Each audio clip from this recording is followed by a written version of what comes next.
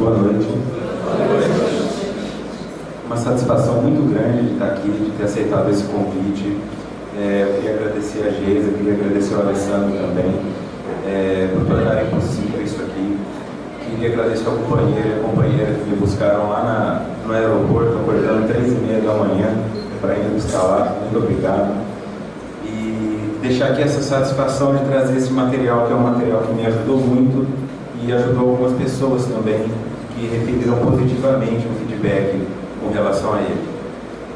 É importante ter em mente que essa construção toda, ela não se dá da noite para o dia, que tem todas essas pessoas envolvidas, principalmente a parte espiritual.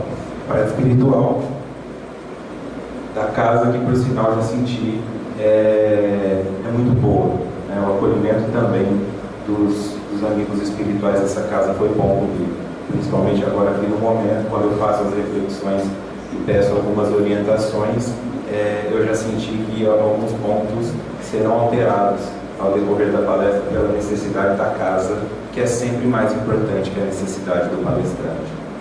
Por isso, então, eu agradeço vocês pelo tempo que tomaram para estar aqui.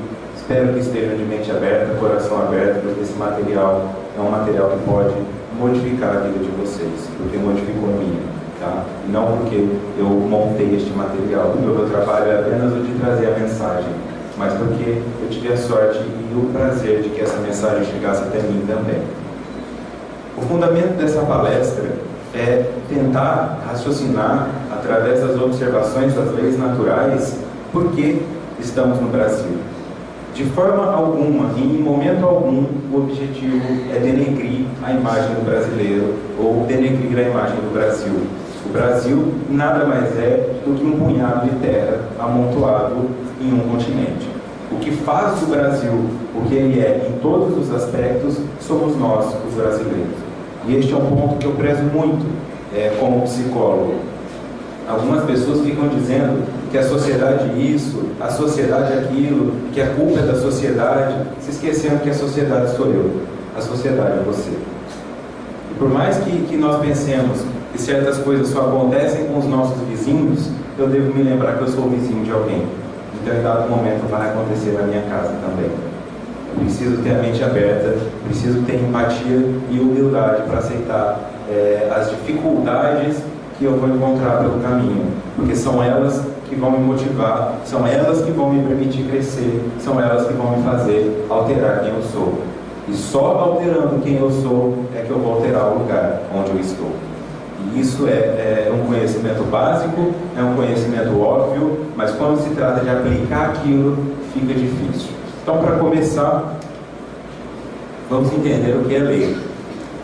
Lei é um princípio, um preceito, uma norma, criada para estabelecer as regras que devem ser seguidas. É um ordenamento. Do latim lex, que significa uma obrigação imposta. Imposto. A lei é algo imposto. Imposto igual a esse monte de imposto que você paga. É imposto, você não tem como fugir disso. E se você tenta fugir disso, você cai na outra lei de sonegação, que também é imposta.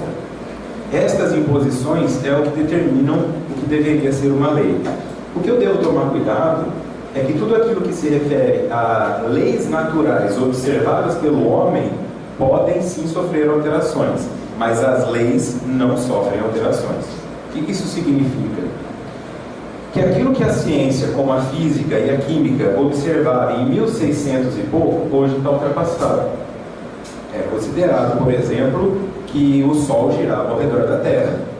Hoje já nós sabemos que não é bem assim. Isso significa que algumas das leis que observamos, elas estão ainda erradas, porque a nossa capacidade de observá-las é limitada. E à medida que essa capacidade for aumentando, as leis também se alteram. Nós observamos isso no Código Penal, no Código Civil e com certeza vamos observar no Código Doutrinário. O Deus que fala através de Kardec é o mesmo Deus que falava através de Moisés. Só que quando você estuda o livro Levítico da Bíblia, que é aquele do Velho Testamento responsável por trazer as leis que deveriam reger a sociedade, você nota que elas eram bem mais pesadas do que hoje. E extremamente machistas também, por assim dizer. Que hoje não são. Mentira, continua sendo. Mas eu tenho que observar que aquelas leis eram as leis de Deus. Só que aquele povo tinha uma capacidade de observar aquilo. Depois Jesus vem e altera essas leis, não no sentido de como elas deveriam ser, porque tudo parte do princípio de amor. Quando você pega os 10 mandamentos mosaicos, está lá: não matarás, ou seja, não faça com o outro o que você não quer para você. Não roubarás, não cobiçarás a mulher do próximo, você tem: não adorará outro deuses acima do teu Deus. O que isso significa? Não usará o nome de teu Deus em vão. São 10 mandamentos que, resumidos na palavra de Cristo, se transformaram em um: que nós devemos amar a Deus sobre todas as coisas e ao próximo como a nós mesmos. Porque se eu amo a Deus sobre todas as coisas, eu não uso o nome dele em vão, eu não adoro outras coisas quando a situação está mais difícil, e se eu amo o próximo como a mim mesmo, eu não roubo, eu não mato, eu não cobiço a mulher dele. Isso é natural. Então Jesus vem e dá uma leitura nova para aquilo. E em dado momento é necessário que venha o kardecismo para dar uma leitura mais científica, porque a ciência passou a querer respostas. Os cientistas começaram a querer destruir as construções cristãs e transformaram, em alguns casos, o ateísmo como uma das religiões mais rígidas que existe. O indivíduo se acha ateu, fala que não tem religião nenhuma, mas fica defendendo o ateísmo mais do que muitos radicais que nós podemos ver por aí. Brigam por isso, se separam por isso, matam por isso, humilham por isso. E o principal, discriminam por isso. Ah, você é cristão? Então você vai 8 horas da manhã na casa dos outros bater palma? Porque essa é a visão que tem. Você é espírita? Então você trabalha com macumba, você trabalha com essas coisas? Esses preconceitos, essas visões estigmatizadas, elas não partem só deles para conosco. Também parte do movimento espírita para fora. Uma dificuldade muitas vezes de aceitar as necessidades que cada espírito tem pelo seu grau de adiantamento. Portanto, eu preciso ter uma noção de que existem leis que regem o universo, mas que a nossa capacidade de observá-las pode estar errada. Por isso haverá uma alteração, mas a lei por si não. E a lei do amor continua prevalecendo. No Livro dos Espíritos, pergunta 617. O que as leis divinas abrangem? Referem a algo mais do que a conduta moral? Essa é a pergunta feita. E a resposta: todas as leis da natureza são leis divinas, pois Deus é o autor de todas as coisas. O sábio estuda as leis da matéria, o homem de bem as da alma e as fere. Porque no livro Autodescobrimento, uma música interior, no capítulo 1.2, Interação Espírito e Matéria, a Joana debate sobre essa questão da formação do corpo físico, que ele passa pela norma do perispírito. É o perispírito que forma o corpo físico, e o perispírito é formado pelo espírito, que é o teu princípio inteligente. Portanto, aquilo que você traz define qual vai ser a tua condição material. Em outras palavras, isso refere à doença que você tem agora. Você está com uma doença, está com diabetes, está com câncer, está com alguma coisa que te incomoda, isso tudo está relacionado com o teu espírito. O corpo apenas responde a isso. Então eu vou entender o seguinte, que todas as leis da natureza são leis divinas, porque referem a algo mais do que a conduta moral. Esse era o questionamento de Kardec, no sentido de entender: eu devo me preocupar então só com a parte moral e o resto, a parte material? Não tem resto. Porque se eu acredito que Deus é Deus, eu não posso entender que exista um resto. Ou ele abrange tudo, e isso o torna Deus, ou ele abrange parte, e isso não o torna Deus. Isso o torna uma força superior apenas. Na relação do que é a construção de Deus, para René Descartes, Deus é tudo aquilo que a nossa compreensão não alcança. Tá? Então eu tenho aquela frase famosa dele: penso, logo existo. A partir do momento que eu passo a pensar, eu reconheço que eu existo. Aqui deve ter alguém que trabalha como professora. Tá? E você identifica que você tem uma sala de alunos ali, com 40 alunos. Ao fim do ano, ao fim do semestre, tem alguns, 1 ou 2, que você nem sabe quem são. Nunca participaram. Nunca levantaram a mão. Ou seja, para o professor, aquele indivíduo como ser pensante não existe. Porque quando eu penso, eu passo a existir. Só que eu tenho que manifestar o pensamento para que eu exista para o outro. Não adianta aí ficar quietinha, achando que o teu marido vai descobrir o que está te incomodando. Não adianta ficar escondendo da sua mãe o que você fez com medo de tomar bronca, esperando que as coisas se resolvam magicamente. Você tem que pensar, você tem que executar esse pensamento através de verbalização ou de uma atitude para que você passe a existir para o outro. Esse é o princípio da oração. Não é que Deus não queira te dar as coisas, não é que a espiritualidade não queira te dar as coisas. Só que se você não verbaliza esse pensamento, você não existe. Este pensamento não existe, não tem como chegar até você uma resposta. A partir desse momento, então, se todas as leis são leis de Deus, Descartes vai colocar o seguinte: então eu penso, logo existo. Aí eu alcanço que existem coisas onde eu estou englobado. Eu estou dentro de um universo que eu partilho coisas com os outros. E aí eu descubro que nesse universo tem algumas coisas que nós partilhamos em comum. E aí eu descubro que tem umas que nós não entendemos. A estas eu dou o nome de Deus. Deus seria uma representação nessa área da filosofia. Tudo aquilo que nós não conseguimos explicar pela ciência, nós denominamos aquilo como Deus. Portanto, se eu faço um trabalho muito parecido com o de Narcóticos Anônimos e Alcoólicos Anônimos, que é entregar a minha vida a um poder superior que possa devolver-me a sanidade. E o indivíduo faz isso o tempo todo. Ele ora a Deus quando ele está na dificuldade, ele pede orientação a Deus quando ele está na dificuldade e depois ele abandona Deus quando as coisas se acalmam. Neste momento, isso é um pensamento importante para ter como base essa palestra aqui. Nesse momento eu vou referir o seguinte: o que torna aquele ser Deus é a onisciência, portanto ele tem que ter o conhecimento de todas as coisas. A onipotência, ele tem que ter o poder para fazer todas as coisas. E a onipresença, ele tem que estar presente em todos os lugares ao mesmo tempo. Se ele tem que estar presente em todos os lugares ao mesmo tempo, isso inclui cada célula tua.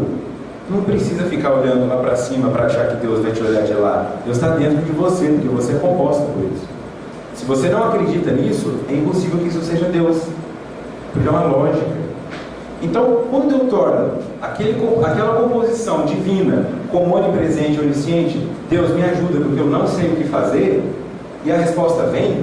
Se eu tomo de volta o controle da minha vida e falo, não, mas agora eu vou fazer do seu jeito, eu estou dizendo isso para aquelas pessoas que pedem a intuição vem, aí fala assim, não, mas... Esse não mais é você tirando a onipotência do ser superior e colocando ela em você. Não, calma, eu sei o que fazer, fica vendo. Vai dar errado. Não porque você não seja capaz, mas porque a partir daquele momento você se colocou como Deus. Deve existir um Deus para todo indivíduo. Esses escolhem a ciência, outros escolhem o dinheiro, mas aquele que não escolhe nada, aquele que vai para o caminho do niilismo, aquele niilismo pregado por Nietzsche, aquele indivíduo vai para o campo da loucura, vai para o campo do suicídio e do sofrimento, porque ele enxerga mais beleza na vida. O cara encontra uma beleza em achar que uma oração foi respondida, da mesma forma que o outro encontra uma beleza em ver a conta de dinheiro do banco dele cheia de dinheiro, cada um com o seu Deus. Só que quando eu abro mão de acreditar que o poder possa vir de fora, e confio nas minhas intuições, e assumo que eu sei o que eu estou fazendo, nesse momento eu me coloco como Deus.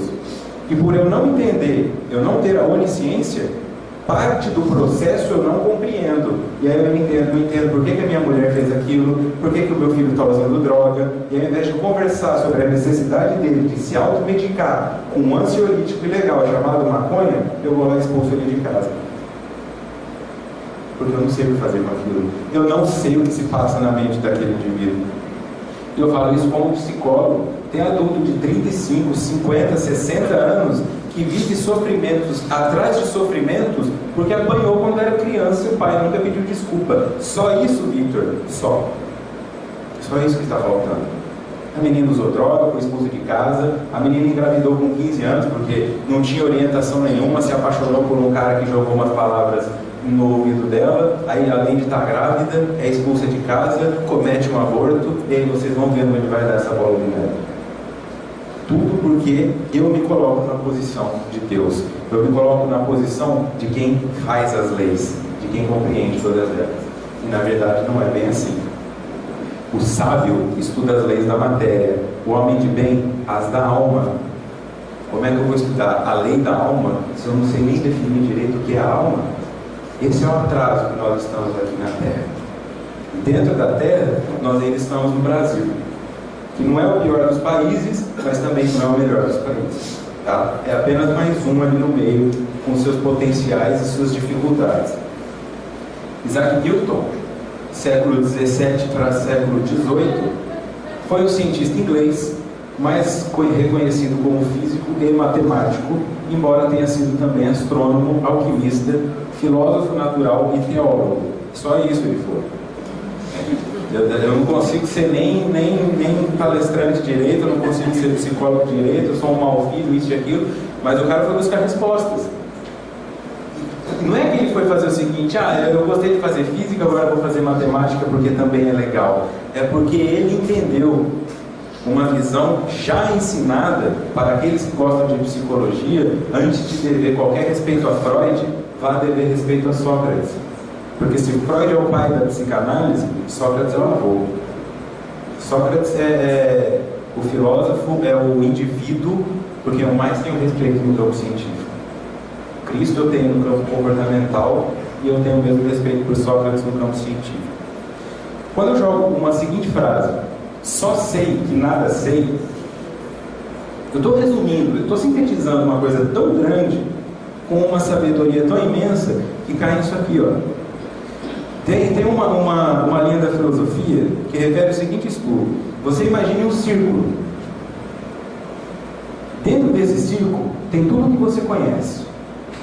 E o que está em volta desse círculo, fora dele, é o teu desconhecido. E a linha que forma esse círculo é o limiar entre o que você conhece e o que você não conhece. É o quanto de desconhecido você tem acesso. Quanto mais você aumenta o que você conhece, mais você aumenta esse círculo. Portanto, maior a área desse círculo fica e maior ele toca no desconhecido. Então, quanto mais você sabe, menos você sabe. Por isso dizem que a ignorância é uma bênção. Porque aquele indivíduo que não sabe nada, que ele sai de casa robotizado, que nem Charlie Chaplin no filme Tempos Modernos, que só ficava ali apertando parafuso, ele sai de casa, vai para casa, abre uma cerveja, assiste televisão, o mesmo programa, dá risada do mesmo jeito, senta no mesmo lugar do sofá, já tem a marca dele ali no lugar do sofá, não tem mais diálogo. Se chega uma visita e senta no lugar dele, ele rosna, porque ele já começa a dizer: vai sentar no meu lugar. Esse indivíduo, e que não lê nada, que não busca nada, que não se questiona, e que quando recebe uma crítica fala: esse cara está com inveja, esse indivíduo sofre menos, porque ele desconhece pouco. Quando você não desconhece, você está na zona de conforto. Zona de conforto é tudo aquilo que você conhece, você sabe fazer. Aí você faz tranquilo. Quando você começa a querer ampliar o seu conhecimento, ele te toca numa zona de desconforto. Aí você vai lá e estuda física. Aí tem um conceito da física que, para entender, você precisa da matemática. Aí você vai estudar matemática e quando você vê, você está estudando teologia. Se faz 30 anos que você faz a mesma coisa na sua vida, comece a ficar atento. Se você está seguro, que tem resposta para tudo, que você sabe ajudar todas as pessoas, comece a ficar atento. Porque isso é um caminho de ficar tranquilo, ficar confortável e não buscar crescimento. Eu sinto informar, mas apesar da transição planetária, todos nós que estamos aqui nascemos em um planeta de provas e expiações. E se eu ficar achando que, de novo, a história do vizinho, eu estou num planeta de provas e expiações. Por quê? Porque eu tenho que provar alguma coisa ou expiar. Se eu não acreditar em uma dessas duas coisas, eu acho que de repente assim, me colocaram no ônibus errado, no aeróbus errado. Ou então eu sou missionário, mas eu ainda não descobri o que eu vim fazer aqui. Não é bem assim. Toma cuidado com esse pensamento, né? Se desliga do pensamento da comodidade e corre atrás. Porque a vida ela é curta nesse sentido e não adianta você ficar aí sendo mestre, doutor em alguma coisa. Eu não tenho mestrado, eu não tenho doutorado, mas por trabalhar na área da saúde, tem locais que você vai que a pessoa fica te chamando de doutor, né? Qualquer que você pode ser assistente social, enfermeiro, quem está na área da saúde sabe que acaba virando doutor. Principalmente quando a população que você atende é mais carente. Se tiver de jaleco, então, doutor. E isso é uma coisa que me afeta, ser chamado de doutor, não por eu não ter o doutorado, mas porque o doutor, ele vira algo parecido com o Zé. Você entra no hospital, todos são doutor, mas ninguém é Jorge, ninguém é Paulo, você descaracteriza o ser humano. E aí você lida muitas vezes com esses doutores, que ficam achando que são doutores, porque sabe estudar lá uma válvula do coração, mas não sabe cortar a própria unha, e desencarnam achando que isso valia tudo. E vide André Luiz para entender que o que eu estou falando não é errado. Ele desencarna doutor, se oferece para ajudar no hospital e descobre que sabe menos que o enfermeiro. E por que eu fico achando que eu desencarnar psicólogo vão me colocar lá para atender alguém? Olha, você está sendo encaminhado para um hospital psiquiátrico, vou fazer estágio lá. Não, você está sendo internado. Poxa, então eu já estou preparado para isso. Primeira lei de Newton. O princípio da inércia. Todo o corpo continua em seu estado de repouso ou de movimento uniforme em uma linha reta, a menos que seja forçado a mudar aquele estado por forças aplicadas sobre ele. É um princípio da inércia. Ou seja, aquele indivíduo que está lá sentado no sofá assistindo televisão vai continuar sentado no sofá assistindo televisão, a não ser que uma força o obrigue a mudar isso. Acabou a energia, aí ele vai lavar a louça. A internet caiu, aí ele vai brincar com o filho. Esse é o ponto, né? O quanto nós nos acostumamos a seguir uma trajetória e depois não desviamos mais dela. Esta força que está aí grifada em negrito é a doença, muitas das vezes. Por isso que a doença é uma bênção nesse sentido. A doença é aquele indivíduo estralando o dedo. Sabe o que é a doença? O que a doença incomoda tanto? A doença é você, com 15 anos de idade, querendo dormir até meio-dia, e sua mãe abrindo a janela para o sol entrar às 8. E falando assim para você, vai lá fora, o dia está lindo. Isso é doença. Sai daí, para de comer mal. Olha o teu diabetes falando, toda hora doce, toda hora doce. Olha o teu coração parando, chega de comer gordura, você está entupindo tudo aqui dentro. Está dando um monte de trabalho para todo mundo. Olha essa enxaqueca, olha essa insônia. A tua doença vem para tentar desviar você da rota que você está acostumado. Só que aí o indivíduo que tem essa tendência à inércia, tanto que aqui eu não preciso nem mudar no computador para mudar o slide ali, e hoje você tem um controle remoto para qualquer coisa em casa, você tem um controle remoto para achar o controle remoto, porque ele some de vez em quando. Então, esse indivíduo tende a buscar sempre o caminho mais fácil para fazer as coisas. O ser humano é assim. Você não muda o trajeto para ir para o seu trabalho porque você já calculou que aquele ali é 30 metros mais rápido. O indivíduo, então, fica preso nessa dificuldade de mudança, e é aí que a indústria farmacológica ficou bilionária. Tem uma dor no estômago dizendo assim para você: alguma coisa está errada, alguma coisa você não está digerindo bem, alguma coisa não desceu legal na tua vida. Você vai fazer o quê? Sair da sua rota para estudar essa doença e tentar entender o que você está fazendo errado, ou tomar um mágico comprimido que faz a dor desaparecer? A tua insônia te fazendo ficar acordada para que você ouça os teus pensamentos, aí você vai lá e joga um diazepam nela, porque ela está te incomodando. E cria o mesmo padrão.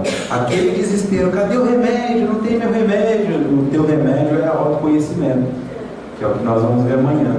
Aí amanhã a coisa fica um pouco mais pesada, hoje vai ser mais leve.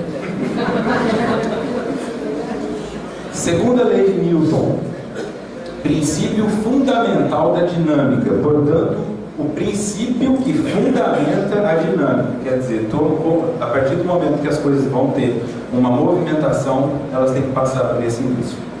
A mudança de movimento é proporcional à força motora imprimida e é produzida na direção de linha reta na qual aquela força é imprimida. Portanto, eu jogo uma bolinha de gude nessa direção. Se eu cutucar ela para a esquerda, dependendo da força, ela vai para a esquerda, mas sempre na esquerda, ela não vai fazer uma curva. E a parte emocional também é assim. Quando você pensa que destino você está dando à sua vida, destino é o local onde você vai chegar, não é o caminho. O caminho pode ser alterado, pode dar uma desviada, não é isso que eles dizem para nós no Espiritismo? Nós vamos nos tornar seres angelicais, mas como cada um vai fazer isso? Quantas cervejas um vai precisar, quantas caridades o outro vai precisar, vai depender de cada um. Só que aí é que vem, esse é um ponto importante de compreender, né, que é o ensino da psicossomática, que é a ciência que estuda como as doenças do corpo têm origem no campo mental. O teu corpo começa a falar com você. Vem ali um refluxo. Algo não está legal. Você vai lá e toma remédio. Aí esse refluxo vira uma azia. Toma remédio. Essa azia vira uma gastrite. Aí vira uma úlcera. Por quê? Porque chegar naquele indivíduo e falar, para de usar droga, você vai acabar se matando, é uma coisa. Ele ter uma overdose é outra. Todo mundo fala para ele, você vai ter problema com isso. Para de enganar sua esposa, ela vai acabar descobrindo. Não, eu sou muito esperto, não sei o quê. Aí depois o cara fica sozinho chorando.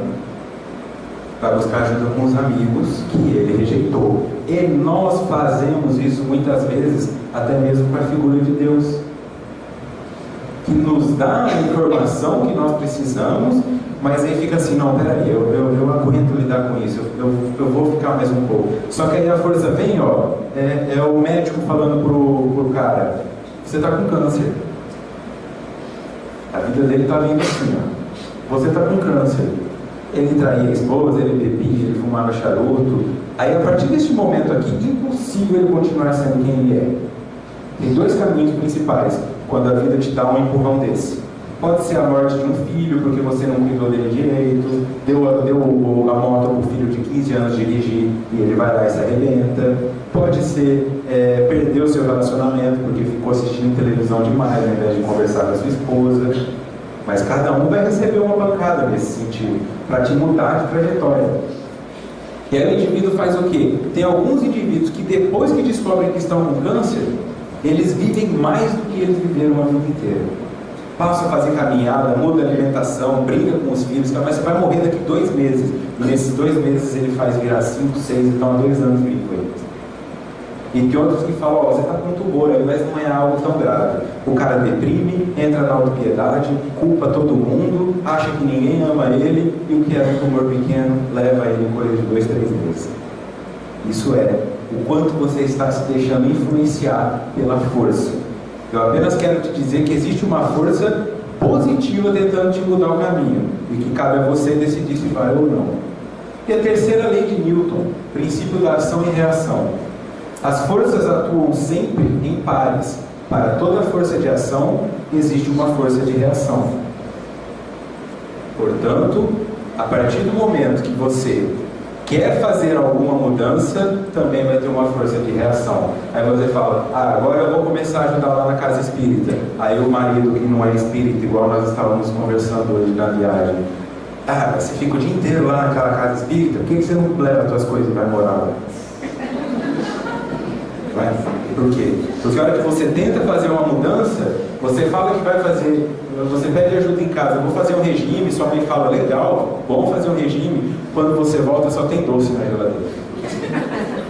Por quê? Porque você incomoda, sabe? Parece uma coisa simples, mas quando eu decido fazer algo por mim, ou a mulher que descobre que está começando com 30 anos, já está sentindo dor nas articulações, já vai subir uma escada, já fica cansada, ela fala, eu vou começar a ir na academia. Aí o namorado, por quê? Você quer ficar bonita para quem? E não deixa ela ir. Isso também acontece. Quando você tomar uma decisão de mudar algo na sua vida e sair da sua zona de conforto, os teus complexos vão começar a te puxar de volta, o teu sistema familiar vai começar a te puxar de volta, e pelo princípio da inércia você fala, vou ficar aqui mesmo, não preciso disso. E a lei da gravitação universal. 2 partículas se atraem com forças cuja intensidade é diretamente proporcional ao produto de suas massas. Portanto, eu vou ser atraído por aquilo que tem um pouco mais massa que eu. Ou estamos orbitando no mesmo sentido. E aí é que entra o questionamento. Por que eu estou no Brasil? Se existe uma ciência, se existe uma lei, e já foi dito que as leis não podem ser alteradas, e o Espiritismo nos mostra que não há benefício, não há nepotismo, não há quem indica no plano espiritual. Se eu estou no Brasil, eu estou no Brasil por questão de leis naturais.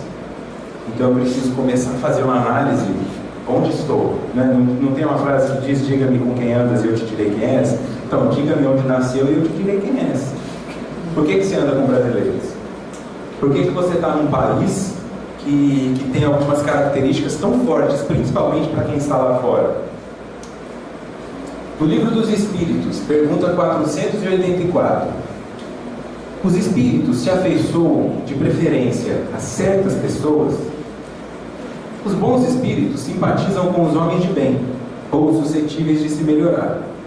Os espíritos inferiores com os homens viciosos, ou que podem viciar-se. Daí o seu apego, resultante da semelhança de sensações. Não é assim. Eu vou falar uma coisa que vai doer no ego de algumas pessoas, porque elas estão ainda sob o jogo da autopiedade. Mas eu estou sofrendo porque tem um obsessor. Nem sempre você foi o rei da China, que foi extremamente importante e agora está sofrendo as aplicações. Às vezes é só um cara que queria fumar maconha, passou perto de você e está fumando. Você não é tudo isso. Não é toda essa importância que tem a sua dor. E o teu obsessor, muitas vezes, ele passa a ser o teu alter ego. Quem trabalha dentro de trabalho mediúnico sabe quanto do médium sai em cada comunicação. Porque ele está se limpando.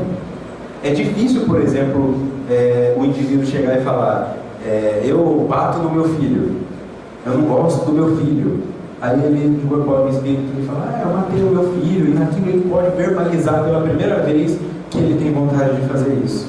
Para a questão terapêutica, isso é muito grandioso. É o passo para a cura. Tem que sair. Então, se um espírito simpatiza comigo, quando eu estou pensando em uma encarnação e eu observo o que é um país, uma nação, é óbvio que tem que haver uma simpatia entre os que ali estão. Senão não tem como. Ela se desenvolve mais ou menos da mesma forma. E do mesmo jeito que nos enxergam de um jeito, nós enxergamos lá fora do outro. Os alemães são frios, os noruegueses são todos ricos, e aí assim, como é que fica isso aí, né? Quando na verdade não é bem assim. No programa Transição, de número 15, é possível assisti-lo no YouTube, o entrevistado Divaldo Franco diz o seguinte: alguém me perguntou por que Deus não nos criou perfeitos. A resposta dele, ele falou tudo isso: porque a vida perderia o sentido e entraríamos no tédio. Nada pior do que a paralisia das buscas, dessa necessidade do devir, da procura de melhores situações. O que ele está falando aqui? Que o princípio da inércia é ruim. E é uma lei, porque está baseado no princípio. Se você não fizer nada contra isso, você não vai sair. Não adianta. Mas eu frequento a casa espírita e faz 30 anos que eu assisto palestras. E daí? Que hora que você vai vir aqui na frente dar uma palestra? Que hora que você vai se colocar para ajudar a evangelizar a criança? Que hora que você vai fazer algo diferente do que você faz? Porque é isso que te tira da zona de conforto. Mas eu tenho vergonha, então eu já vou falar aqui também. Eu, Vitor, a primeira vez que fui falar em público, tinham 4 pessoas me assistindo e eu quase morri. Eu olho para um salão cheio desse aqui, eu não acho nem que sou eu que estou aqui. Porque eu também achei que fosse impossível falar para mais de 4 pessoas num dia. Depois eu consegui falar para 8, só tremi, suei, gaguejei, só isso, não teve mais nada. Quando eu vi tinham 10 pessoas, e isso foi evoluindo. Só que se eu não conseguir sair desse princípio, eu fico paralisado na busca. Por isso Deus não nos fez perfeito. Porque é diferente eu chegar lá em cima, como um espírito superior, que sabe o que é ter uma mãe que veio a óbito antes que eu chegasse na adolescência, que sabe o que é ter um marido que morreu num acidente de carro às vésperas do casamento. Quando eu passo a entender isso aí, eu desenvolvo o conhecimento daquela dor. Aí quando eu sou um espírito superior e eu vejo alguém passando por aquilo, a empatia é ativa e eu vou lá ajudá-lo. Agora, se eu já sou superior, ninguém vai sofrer. Nós seríamos exatamente a imagem do céu católico tocando harpas sentado em luz, que seria um tédio imenso. Por que nascemos no Brasil? O Brasil é um país governado por corruptos. Logo, é necessário que exista corrupção em mim. Isso aqui não é uma aplicação na existe pronto. São vários pontos em que você vai pensar e refletir qual deles faz sentido na sua vida. Apenas isso. Para que você comece a pensar qual parte do Brasil existe em mim para que eu tenha sido atraído para cá. Então, é necessário que exista corrupção em mim. Mas eu não roubei, eu não engano, eu sou um cara justo, eu sou um cara honesto. E a corrupção dos teus valores? E o regime que você falou que ia começar e não conseguiu?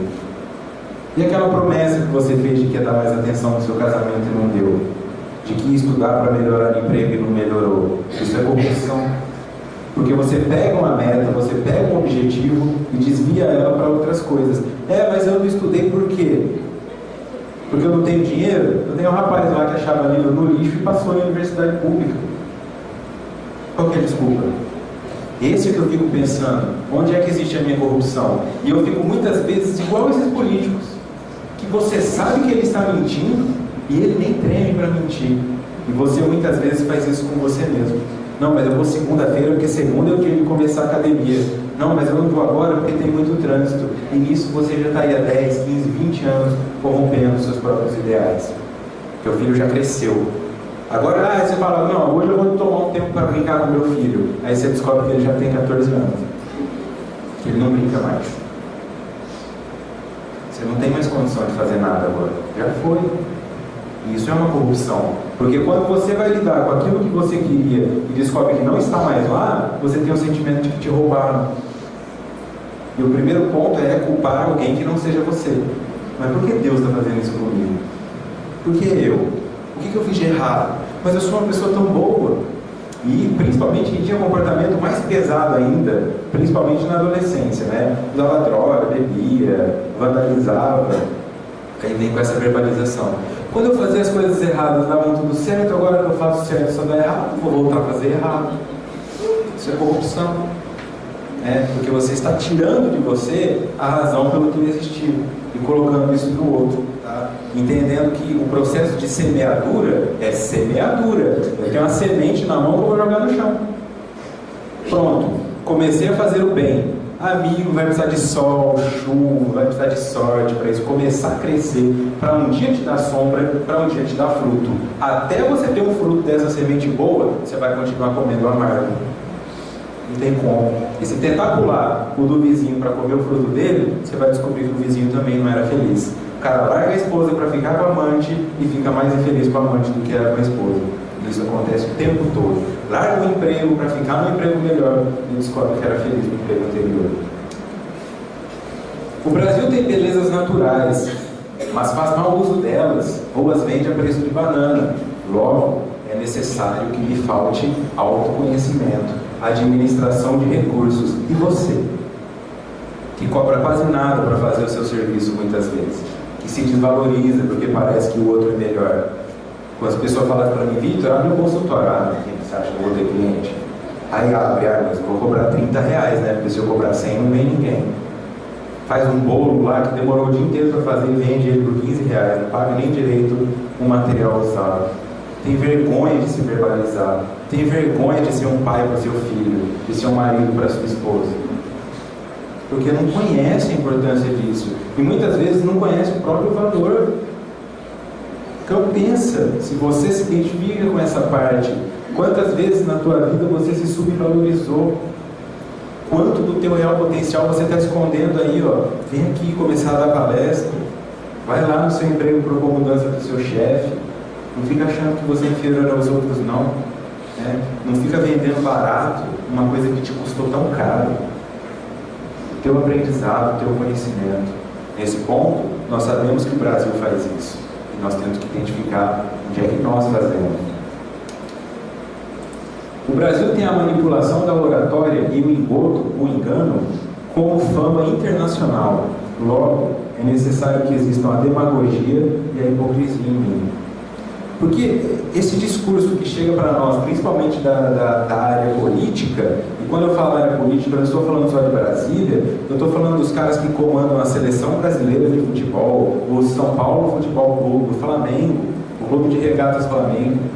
Eu estou falando desses indivíduos que tudo, em algum ponto, existe uma mentira, que eles ficam falando para nós e nós ficamos, não, mas será que é verdade? Será que não é? E eu? Quantas vezes eu não usei um discurso maravilhoso para convencer o meu filho de algo que nem eu compro?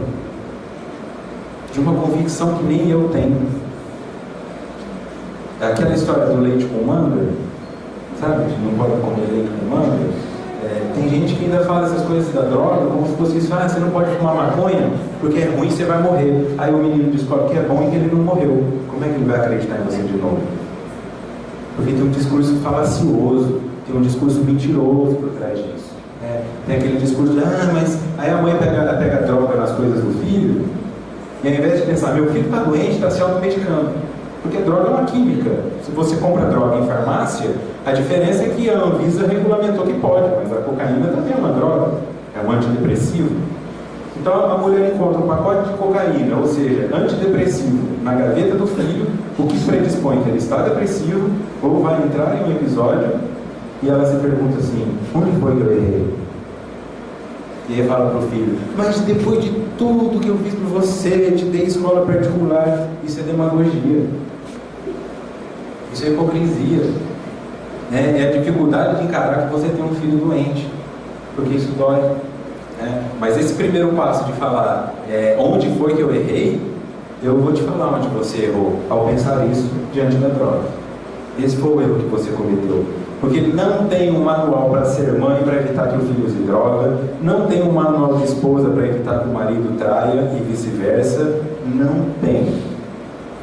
E a partir do momento que você acha que tem e prega esse discurso para você ou para o outro, você está entrando na demagogia e na hipocrisia.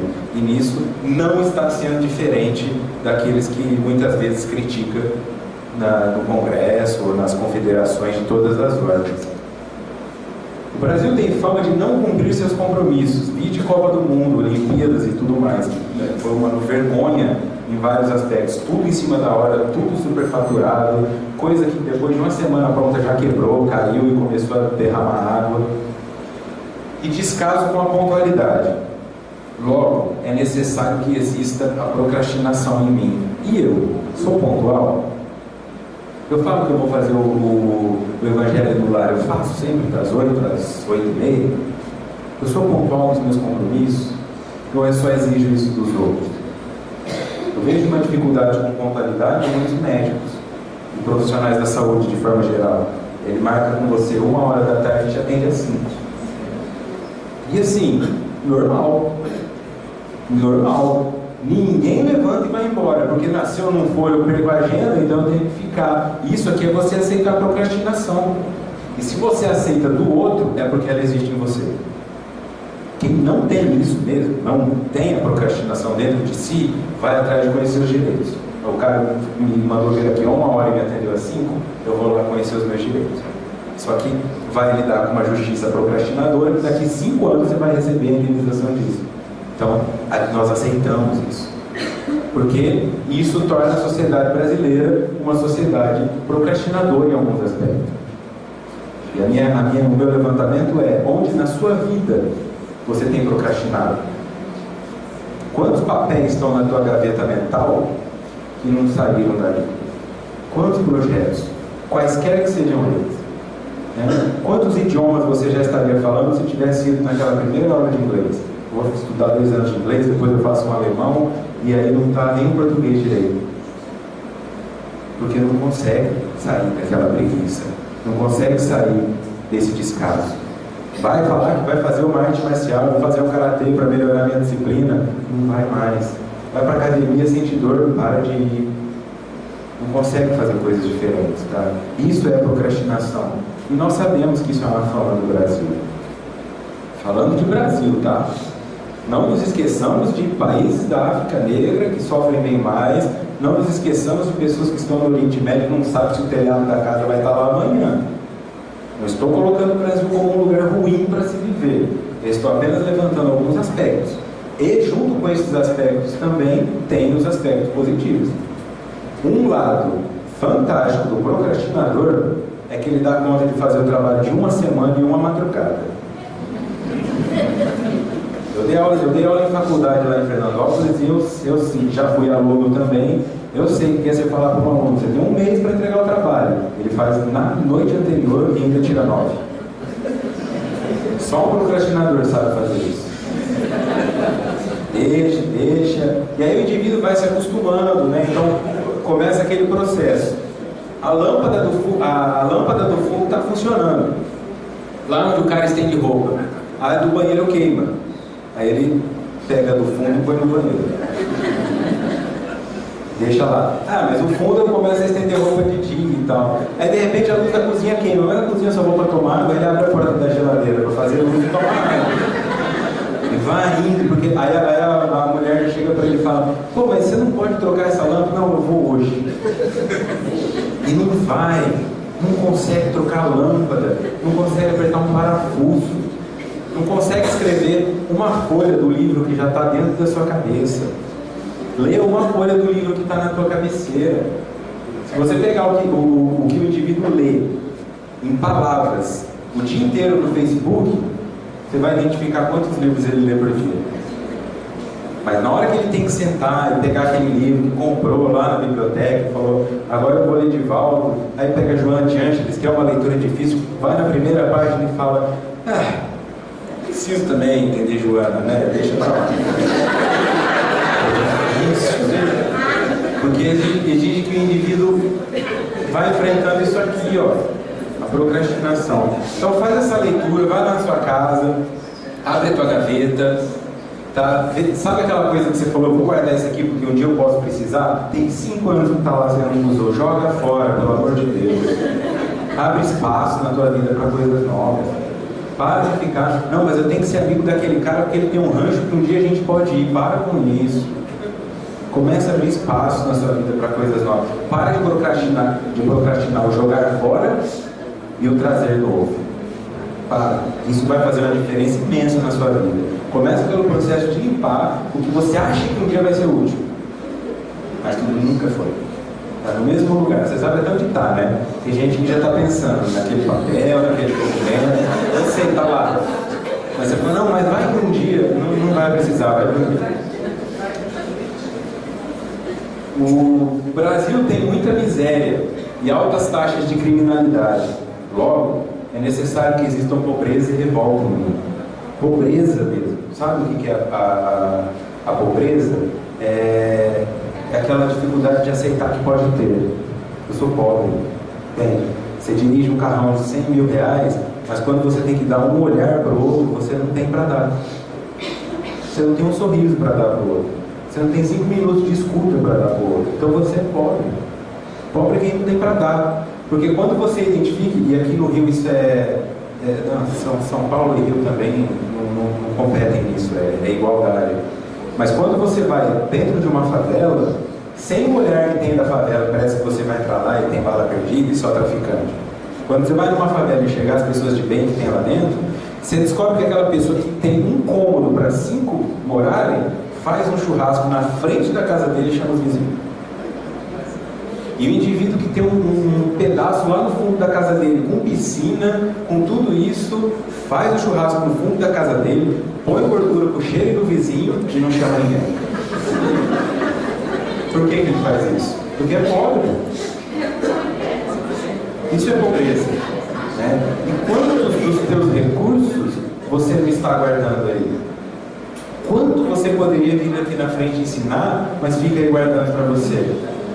Acumulando e enterrando seu talento, como está lá na parábola, deixando render na poupança. Quando você for pensar em fazer alguma coisa, já vai ser tarde. Começa a fazer isso aí, ó. E o sentimento de revolta, que é a criminalidade, a revolta é aquele garoto que pensa assim, eu quero esse tênis aí, mas eu não tenho condições de ter, então eu vou te matar por esse tênis. E o Cidade Alerta e o Brasil Urgente mostram o tanto de pessoas que morrem por causa de R$5 e alguns por nada. Qual que é esse sentimento? É o mesmo sentimento que muitas pessoas carregam dentro de si. Ah, quer saber? O Brasil me rouba, então eu vou sonegar o imposto também. Eu vou comprar uma Sky Gato. Eu vou fazendo esses processos, sabe? Pirataria, o Brasil é o primeiro país do mundo em pirataria. Todos esses videogames que a molecada joga aí, molecada até 40 anos, Todos esses videogames que a molecada joga são tudo pirateados pelo brasileiro. Os hackers brasileiros são os segundos melhores do mundo, só perdem para Israel. Por quê? Porque nós aprendemos que pode. O CD que você está ouvindo lá no teu carro é de graça. O cara que compôs a música, precisou do arranjo, precisou do estúdio, você não paga R$1 pela música. Está ouvindo ela até furar o CD. Não se sente culpado por isso. Porque você sente que o governo já te rouba, então você vai roubar também, sabe? Mas você enxerga que tem um músico ali por trás que precisa também comer. Que precisa ter um reconhecimento pelo trabalho dele. Puxa, 1 milhão de pessoas baixaram minha música e eu continuo com R$10 na conta. Isso é a parte da revolta inspirada pelo mesmo processo que nos levaria a estar no Brasil. Porque nós, nessa unidade de pessoas que estão no Brasil, partilhamos da mesma coisa. Volto a dizer, o Brasil é um território lindo, é um território cheio de recursos, e foi escolhido para ser colônia de um tipo X de espíritos. Por isso, pátria do Evangelho. E somos nós. Eu tenho que entender, então, que o Brasil não é ruim. Nem eu sou ruim. Mas nós apenas estamos em um ciclo vicioso de já que você faz, eu faço, já que eu faço, ele faz, e fica todo mundo assim. Ninguém consegue propor mudança. O Brasil tem uma saúde lamentável. Paliativa, ou seja, é só para resolver o problema, mas não para preveni-lo. E raramente profilática, que seria aquela que trabalha na prevenção. Logo, é necessário que exista descaso com o meu corpo e mente em mim. Tá, a saúde do Brasil é precária, e a minha? E a minha? Porque o indivíduo que vai procurar um hospital no pronto-socorro é quando a coisa já está feia. E eu, quantas vezes não faço isso na minha vida, né? Começa uma tosse, enrolar, me medico, não procuro, aí de repente estou com pneumonia. Eu trabalhei dentro de um hospital e eu era o psicólogo responsável pela UTI e pelo pronto-socorro. Nos dois locais eu entrava em muito contato com a morte, né, com o desencarne. E eu percebia que a grande maioria poderia ter sido evitada pelo indivíduo. Pelo indivíduo. Tá? É um indivíduo que está lá há 30 anos tomando cerveja e comendo churrasco, com algumas referências do corpo dele, já dando uma dorzinha no coração, ele já tem dificuldade para respirar, ele vai deixando. Aí de repente infarta, né? Esse infarto foi um infarto fulminante? Não, esse infarto começou há 30 anos. O cara construiu ali, dia após dia, molécula de gordura após molécula de gordura. Aí de repente ele ganha um infarto. Porque eu tenho um descaso muitas vezes com a educação, com o meu corpo e a minha mente. Com a mente nem se fala. O corpo também, o que você não vê, você não trata, né? Por isso que existe a dor. A mente, eu estou com uma tristeza, mas é normal. Eu estou com uma tristeza, vou falar com a minha esposa. Eu não estou me sentindo bem. Esse negócio de depressão aí é coisa de quem não quer trabalhar. Você vai procurar um psicólogo. Não sou louco. Igual o descaso vai acontecendo. Comece a observar se você já não tem insônia, se já não tem uma tristeza que está aí há bastante tempo. Vai esperar o quê? Chegar à ideação suicida? Vai esperar o quê? Chegar à loucura? A ansiedade de consumir em níveis altíssimos? Você se vê toda hora comendo. Comece a pensar nesse sentido. Se isso existe dentro da sua vida, né? Se existe um descaso com a tua saúde. Se você está aí com essa dor no joelho, dobra o joelho esquerdo. Mas eu tenho direito para apoiar, né? Aí manca. Aí essa força que viria no esquerdo passa a vir por direito. Daqui a pouco o direito começa a mancar também. Aí fica lá numa cadeira de rodas até fazer o tratamento. Mas que vida, que dificuldade. Começou com uma dorzinha no joelho esquerdo. Mas o indivíduo não fez nada para resolver aquilo. Porque ele sabe que se ele for no médico, às vezes o médico vai falar, o senhor está 20 quilos acima do peso, vai ter que perder peso. Dói mais não poder comer o que eu quero do que essa dor no joelho. Vai deixando. Vem artrose, vem artrite, vem tudo isso que vocês conhecem. A pessoa já fica com a dor no... eu uso exemplo um amigo meu, ele tem 60 anos. E eu tenho 30, mas eu conheço desde que eu nasci, por ser amigo do meu pai. E eu lembro que quando ele estava com uns 40 anos, ele estava bem, assim. E ele tinha essas verbalizações de que ele queria jogar tênis, de que ele queria jogar bola, mas que ele não tinha tempo. Ele queria fazer uma atividade física, mas não tinha tempo. Aí depois, na hora que estava mais velho, ali, com 50 para 60, agora eu tenho tempo, mas dói tudo. Eu tenho dor nas costas, eu tenho dor. Eu queria fazer, mas eu não posso. Não, eu não queria. Porque se quisesse, tinha feito. Você só está com essas dores porque não fez. Não é o contrário. Né? Mas eu fico fazendo esse processo aí, ó, um descaso, deixa pra depois. Eu não tenho tempo de fazer meia hora de caminhada por dia. É muito tempo da minha vida que eu vou perder fazendo isso. Até o médico falou, você precisa fazer caminhada, hein? Aí o cara compra aquele negocinho de apertar enquanto faz caminhada, compra uma camisa de dry fit, compra um short, vira o senhor caminhada. Mas aí já não adianta mais, aí é paliativo. Você está com 15, 20, 30 anos aí, começa a viver como se você tivesse dores de alguém de 70, e com 70 você não vai ter dores. O Brasil tem uma educação abandonada, alunos preguiçosos e professores desmotivados. Logo, é necessário que exista em mim preguiça e desmotivação em me autoeducar. Autoeducar, tá? Não é ler o livro, é estudá-lo. Nossa, porque a hora que você pega um livro para ler, quando eu li os livros iniciais, os 6 primeiros livros da obra de André Luiz, eu lia com um papel ao lado, fazendo anotações. Então eu fazia a anotação, anotava o número da página que estava aquilo, e no livro eu fazia uma anotação que aquilo era importante. No fim o papel estava quase do tamanho do livro. Porque você faz uma anotação e ela te leva a outra coisa. Então aquele livro que eu leria em uma semana, um pouquinho, toda noite antes de dormir, me tomou um mês. Só que eu compreendi o processo, pelo menos eu acho que sim. Depois você vai para o segundo livro, aí você olha a obra inteira e fala, o Chico escreveu 450, eu vou morrer sem ler isso. O cara viveu uma vida escrevendo 450 livros, e tem gente que vai morrer sem ler 100. Essa é a diferença. Ele não é um ser superior porque ele foi escolhido para isso. Ele é um ser superior porque ele agiu de forma superior aos complexos dele, que obrigavam a ficar na preguiça tanto quanto nós. Mas ele ia lá e ficava ouvindo os outros até 4 horas da manhã, recebendo gente na casa dele, recebendo ingratidão. Essa imagem do Chico velhinho, com as pessoas gostando dele, apaga. Começa a pensar ele lá atrás. O tanto que ele sofreu no começo para ser quem ele é. E é essa parte onde nós desistimos normalmente. Eu falava uma coisa muito importante para os meus alunos de psicologia. Você admira Freud, você admira Sócrates, traz para mim uma foto de Freud quando ele tinha 25 anos de idade. Traz para mim uma foto de Sócrates com 30. Você não acha? Porque esses caras não eram ninguém na cidade. Eles se tornaram porque eles venceram tudo isso aqui. Aí quando você pega os grandes sábios de qualquer coisa, são tudo barbudo, de barba branca, cabelo branco. Por quê? Porque nessa época eles passaram a existir, porque verbalizaram o que pensavam. Então esse processo que você está passando de às vezes vir aqui falar uma coisa, vai ser criticado? Vai. Essa palestra aqui que eu estou apresentando hoje, as críticas que eu recebi dela de algumas pessoas por e-mail desmotivaram muita gente a seguir em frente. Eu fui ofendido em vários níveis. Vários níveis. Né? Tinha assim, 500 comentários positivos, mas tinha uns 15 negativos que eu falava, pô, mas o cara nem me conhece. Estava atacando minha mãe, estava atacando minha história, estava atacando um monte de coisa. Falando de coisas físicas minhas, características físicas, doeu.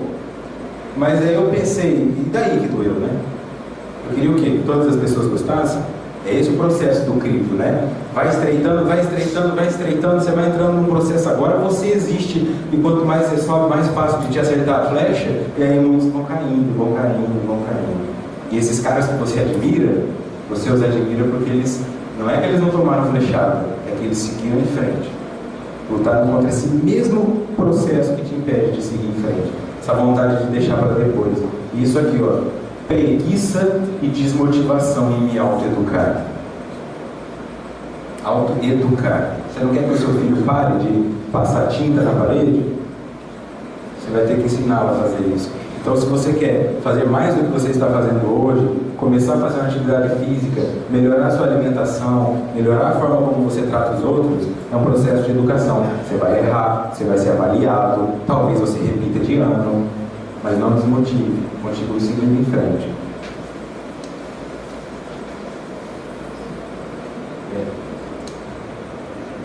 Aqui no livro Autodescobrimento, uma busca interior, que esse livro vai ser a principal base para o seminário de amanhã, no capítulo, na apresentação de Valdo e Joana. Qual que é o objetivo dessa leitura final aqui? Trazer que esse pensamento, esse sentimento que você pode ter que era só uma reflexão minúscula, para que você comece a pensar aquilo que te incomoda no Brasil, que te faz falar assim, eu queria morar na Alemanha, eu queria morar na Suécia.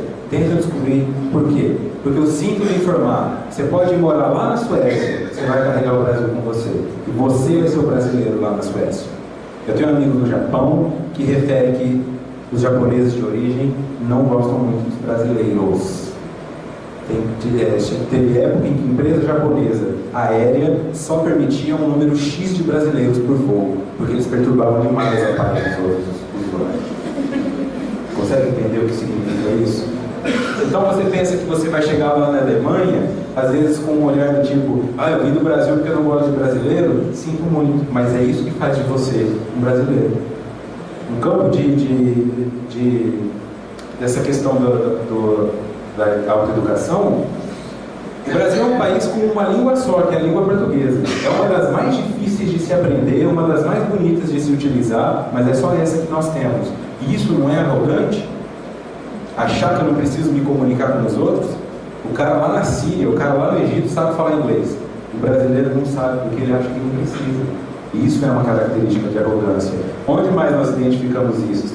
Os norte-americanos, os caras lá dos Estados Unidos são arrogantes. Eles realmente só falam inglês.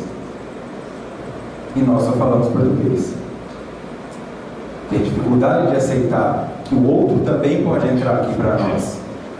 Veja a diferença de alcance, por exemplo, se eu tivesse condições de dar essa palestra em inglês, eu chegaria até na Austrália. Como eu falo em português, eu fico só aqui. Eu não estou dizendo que eu sei falar inglês, eu não sei falar inglês, mas eu estou dizendo que isso é um sentimento de arrogância. Quando você se fecha numa ilha e não fica buscando recursos para conversar com os outros, como se não fosse necessário. Então, ao invés de ficar tentando sair do Brasil para se tornar outra coisa, no ano passado eu tive a oportunidade de passar por Berlim, por Copenhague e pela Noruega, e pela Suécia também, e pela Holanda, e conversar com pessoas ali. Eles não gostam de lá.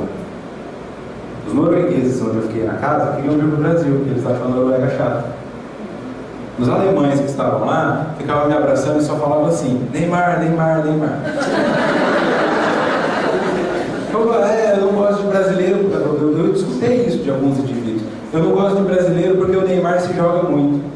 Percebe o que é isso? Eu sou um ser humano que minha mãe criou, que tem uma história, que estudei, que fiz coisas para esse cara. Eu sou o Neymar que se joga. E não fique pensando então que você vai ser acolhido, vai ser aceito, vai ser diferente porque você saiu do Brasil. E depois da apresentação dessa palestra no YouTube, alguns brasileiros que moram fora vieram relatar para mim em mensagem: eu estou sofrendo, eu achei que ia ser diferente, mas não é. Eu continuo sentindo a mesma coisa que eu sentia no Brasil. Tá? Então não subjugue o Brasil, não subjugue você. Porque uma fagulha pode atear um incêndio. Um fascículo de luz abre brecha na treva. Uma gota de bálsamo suaviza a aflição. Uma palavra sábia guia uma vida.